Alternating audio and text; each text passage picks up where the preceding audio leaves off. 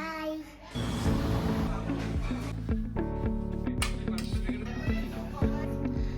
মেনুর হাই দাও সবাইকে।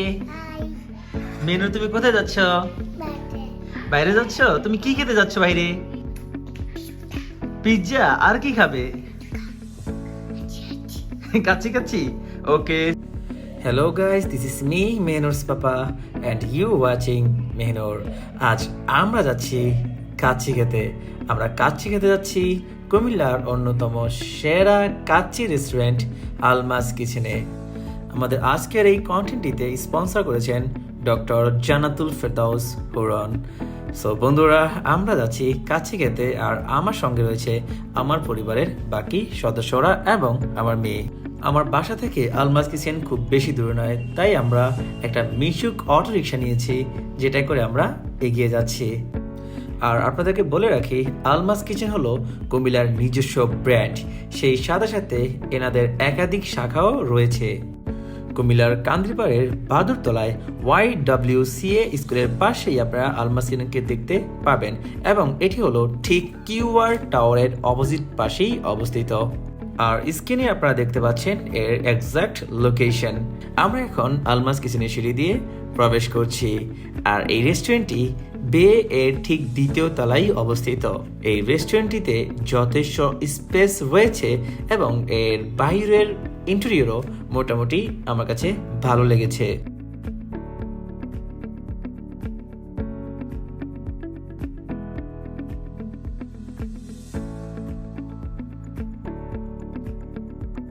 চলুন এবার ভিতরে প্রবেশ করা যাক। ভিতরে প্রবেশ করে প্রথমেই আপনারা ওনাদের ক্যাশ কাউন্টার দেখতে পাবেন। ক্যামেরা দেখে মনে হয় এই ভাইয়াটি লজ্জা পেয়েছেন। যাই হোক, উনি যেহেতু নিজেকে দেখাতে যাচ্ছেন না, আমি ওনাকে দেখাচ্ছি না। চলুন আমরা ওনাদের ভিতরের ইন্টেরিয়রগুলো দেখি এবং আপনারাও ভিতরের ইন্টেরিয়রটা উপভোগ করুন। এই আলমাস কিচেন রেস্টুরেন্টটি একদমই পরিষ্কার পরিচ্ছন্ন ছিল। আমি যখন এসেছিলাম তখন একটা টিস্যু টুকরাও নিচে দেখিনি। আর এছাড়াও এই আলমাস কিচেন রেস্টুরেন্টটি যথেষ্ট স্পেসিয়াস ছিল, যেখানে প্রচণ্ড জায়গা ছিল। আমার কাছে মনে হচ্ছে একই সাথে সম্ভবত 100 মানুষ এখানে খেতে পারবে। সাধারণত শীতকালে কাচ্চির ডিমান্ড একটু বেশি থাকে, তাই আমরা যখন এসেছিলাম তখন প্রচণ্ড রাশ ছিল। আমি খাওয়া দাওয়া শেষ করে ফুটেজ নিয়েছি যেন রেস্টুরেন্টের সৌন্দর্যটা আপনাদেরকে দেখাতে পারি। আর এখন আপনারা দেখছেন ওনাদের মেনু কার্ড। এখানে ওনাদের সকল খাবার এবং খাবারের প্রাইস উল্লেখ করা রয়েছে। চলুন এবার ওনাদের কিচেন থেকে একটু ঘুরে আসা যাক।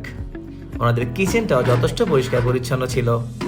নতুন পাতিল আনবক্সিং করে কাচ্চি কাটার দৃশ্যটা দারুণ ছিল। সাধারণত ঘি, মাওয়া, মালাই, পেঁয়াজ বেরেস্তা দিয়ে কাচ্চির উপরিভাগ সাজানো থাকে এবং কাচ্চির উপরিভাগে হোয়াইট রাইস থাকে এবং কাচ্চির নিচে গ্রেভি রাইস থাকে।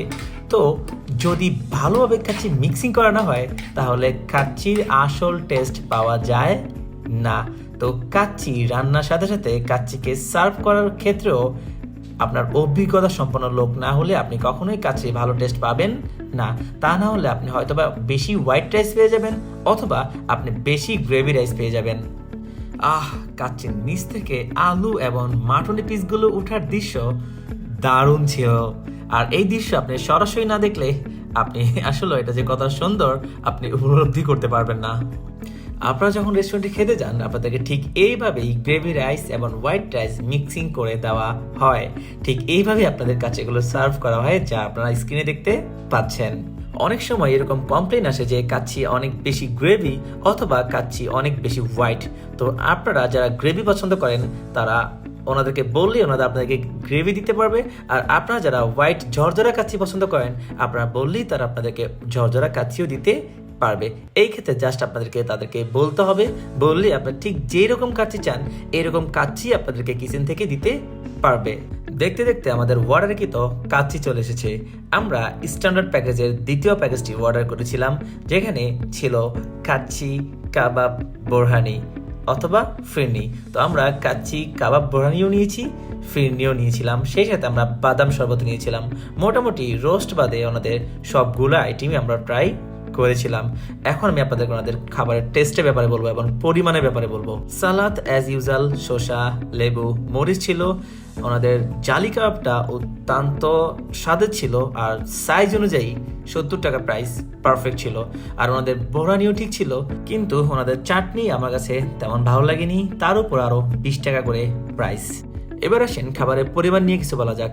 খাবারের পরিমাণ আমার কাছে যথেষ্ট মনে হয়নি, আমার কাছে কম মনে হয়েছে। আর এই পরিমাণের খাবার আলাদা ডিশে সার্ভ না করে সরাসরি প্লেটে সার্ভ করলেই পারতেন ওনারা।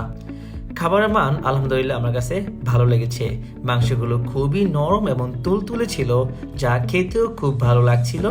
আমি এই খাবারটাকে মোটামুটি উপভোগ করেছি শুধুমাত্র তাদের পরিমাণ ছাড়া। পার্সেলে ওনারা এর চেয়ে অনেক বেশি পরিমাণ খাবার দেন। আমি যতবারই পার্সেল এনেছি ততবারই যথেষ্ট পরিমাণ খাবার পেয়েছি, কিন্তু টেবিলে কম দেওয়ার রহস্য কি সেটা আমি বলতে পারি না।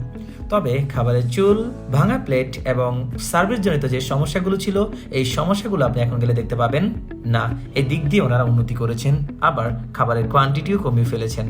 আমি আমার এই ভিডিওতে সম্পূর্ণ অনেস্ট রিভিউ দেওয়ার চেষ্টা করেছি। আমি যেমনটা পেয়েছি, আপনারা গেলে এর চেয়ে ভালো পেতে পারেন অথবা এর চেয়ে খারাপও পেতে পারেন। আমি ওনাদের সাজেস্ট করব খাবারের মান ধরে রেখে খাবারের কোয়ান্টিটিটা কিছু বাড়ানোর জন্য, অ্যাটলিস্ট টেবিলের ক্ষেত্রে। কুমিল্লার কাছে হিসেবে এর স্বাদ ঠিকঠাক। এবার আসুন আমি আপনাদেরকে আলমাস কিচেন রিকমেন্ড করব কি করব না।